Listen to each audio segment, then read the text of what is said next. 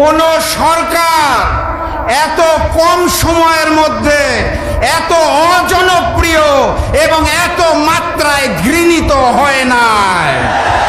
বিশ্ব রেকর্ড হয়ে গেছে। আজকে আমার বক্তব্যের সময় নির্ধারণ করা হয়েছে 5 মিনিট।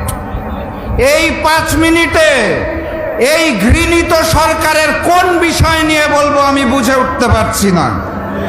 72-এর সংবিধান, মুক্তিযুদ্ধের চেতনা বিক্রি, লুটপাট, দ্রব্যমূল্যের ঊর্ধ্বগতি, ইসলামী ব্যাংক দখল, ক্যাম্পাস দখল, ক্রিকেট বোর্ড দখল, মিডিয়া দখল, এলপিজির দাম বৃদ্ধি, জ্বালানির দাম বৃদ্ধি, বিদ্যুতের দাম বৃদ্ধি, বিনা ভোটে প্রশাসনে দলীয়করণ, নতজানু পররাষ্ট্রনীতি, রাষ্ট্রীয় মব সন্ত্রাস, আইন শৃঙ্খলা পরিস্থিতির অবনতি, খুন, ধর্ষণ, জখম, অবাস্তব উচ্চবিলাসী বাজেট, তাদের মুনাফিকি বেঈমানি, নাকি বাংলাদেশ জামাত ইসলামীকে নিয়ে অপপ্রচার? 5 মিনিটে কোন বিষয় নিয়ে বলবো?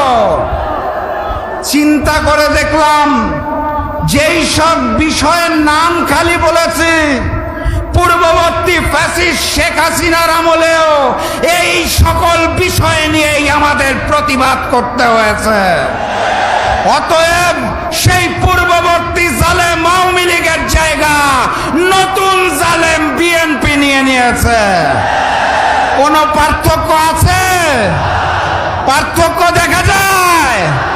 একটা পার্থক্য আছে। আওয়ামী লীগের ছিল বঙ্গবন্ধু, বিএনপি রয়েছে কার্ড বন্ধু। তারা কথায় কথায় খালি কার্ডের ঘোষণা দেয়। মনে রাখবেন, ওই বঙ্গবন্ধুর বাকশাল টিকে নাই, কার্ড বন্ধুর টাকশালও টিকবে না ইনশাল্লাহ। সংগ্রামী সাথী এবং বন্ধুগণ, আপনাদের এই চট্টগ্রাম বিভাগে একজন বড় নেতা আছে, শিলংয়ে দীর্ঘদিন গুপ্ত ছিল, চিনেন নাকি? পবিত্র সংসদে দাঁড়িয়ে ওনার 4 গাড়ি আর 4 ড্রাইভারের হিসাব দেয়। আইন শৃঙ্খলা পরিস্থিতির হিসাব দিতে পারেন না। শিলংয়ে গুপ্ত থাকা অবস্থায়ও তার অর্থ ফুলে ফেপে কলা গাছ হয়ে গেছে।